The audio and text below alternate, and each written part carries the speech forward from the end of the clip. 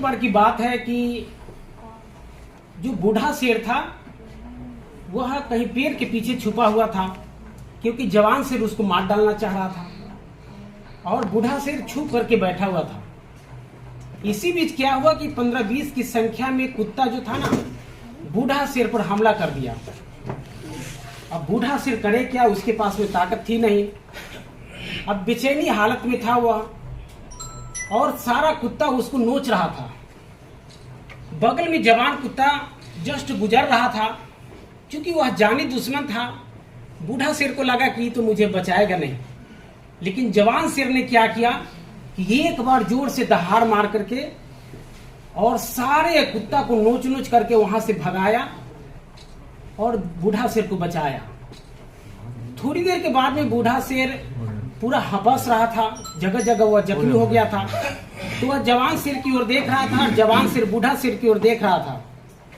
तो बूढ़ा शेर पूछा कि बताओ, तुम हमारा जानी दुश्मन है, तुम मुझे मार डालना चाह रहे थे, आज तुमने मुझे क्यों बचाया?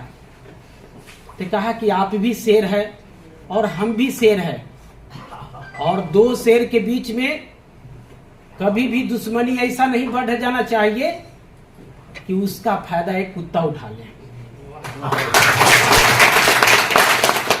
साथियों, कहानी हो सकता है दो शेर की है, लेकिन यह हमारे समाज से जुड़ी हुई हकीकत है। आज राजनीतिक में हमारी जनसंख्या तीसरे नंबर पे है, लेकिन बिहार में हम राजा कब बनेंगे? हम राजा नहीं है। चौथे नंबर, पांचवें नंबर, छठे नंबर, 8वें नंबर, 10वें नंबर का जो जनसंख्या वाले जाति है इस बिहार में, वह आज राज कर रहा है, राजा बना हुआ है। और बूढ़े से बूढ़े लोग, जवान, बच्चे से बच्चे लोग, जवान से जवान लोग अपने लीडर को हथेली में उठा करके रखे हुए हैं। लेकिन आखिर रविदास समाज में क्या हुआ कि तीसरे नंबर पर होते हुए भी आज वह राजा नहीं बन पा रहा है? क्योंकि हम लोगों में एक दूसरे को देख करके जलन बहुत ज्यादा है। एक दूसरे को उसको टांग खींचने की प्रवृत्ति जो है यह सबसे ज्यादा फैला हुआ है, और यही हमारे समाज के बर्बादी का आज कारण बना है। आज हम अपने गांव से, हम तो गवर्नमेंट एम्प्लॉय है, हम गवर्नमेंट सर्विस करते हैं समस्तीपुर पटोरी में, लेकिन एतवार के एतवार निकाल करके हम गांव गांव में जाते हैं। और अभी नासा हमारे समाज को सबसे ज्यादा अगर जो किसी ने बर्बाद किया है तो वह नासा है। तारी, दारू, गांजा, भांग, बीड़ी, सिगरेट, खैनी, गुटखा, पान, चरस, हीरोइन, अफीम, कोटा और ढुलकौआ हमारे समाज को बुद्धि जो है ना भ्रष्ट करके रखा है, और इसीलिए हमारे समाज के लोगों में राजनीतिक चेतना नहीं आ पा रही है। संत रविदास भी यही बोले थे। उस समय संत रविदास भी नासा के खिलाफ में जाकर के लोगों को जन जागृति करने का काम किए थे। लेकिन आज हम जयंती मना रहे हैं, रविदास जी की जयंती मना रहे हैं, लेकिन हमारे बच्चे क्या कर रहे हैं, हम क्या कर रहे हैं? एक बाप कभी भी अपना बच्चा को नासा छोड़ने का नसीहत तब तक नहीं दे सकता है जब तक कि खुद वह नासा से मुक्त ना हो।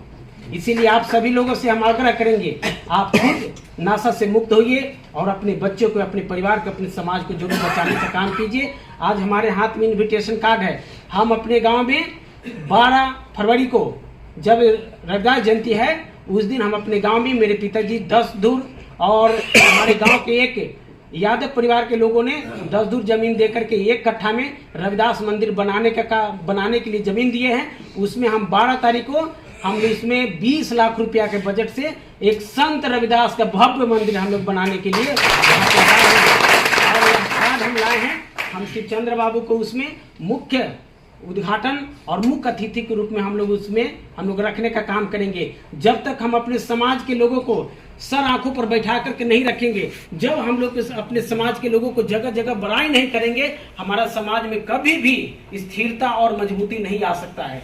एक चीज हम देखे हैं हमेशा, हमारे समाज के जब जहाँ 10 लोग बैठते हैं ना, तो दूसरे के बड़ाई कम करते हैं और अपने समाज के लोगों का शिकायत सबसे ज्यादा करते हैं। हमारे समाज की सबसे बड़ी कमजोरी है। आप आरएसएस में चले जाइए, आप आरएसएस के किसी भी विंग में जाइए, उसका एक लड़का कोई काबिल भी नहीं रहेगा ना, उसको खाली फोटो शूट करने पता चल जाएगा ना, तो अपने एक फॉरवर्ड लोग, आरएसएस के लोग चौक चौराहा पर बैठ करके और हल्ला उठा देगा कि फलानमा का बेटा ना बहुत बड़ा पत्रकार बन चुका है, वो आपको सुनाना चाहता है। हम लोग क्या करते हैं, अपने समाज के लोगों को डैमेज करने के लिए आज स्थिति ऐसा बन चुका है कि पूरा समाज हमारा अस्त व्यस्त हो चुका है। इसीलिए इस कार्यक्रम में हम लोग निश्चित रूप से एक बड़ी बस लेकर के और एक भांगड़ा के साथ ही इस कार्यक्रम में हम लोग उपस्थित होंगे।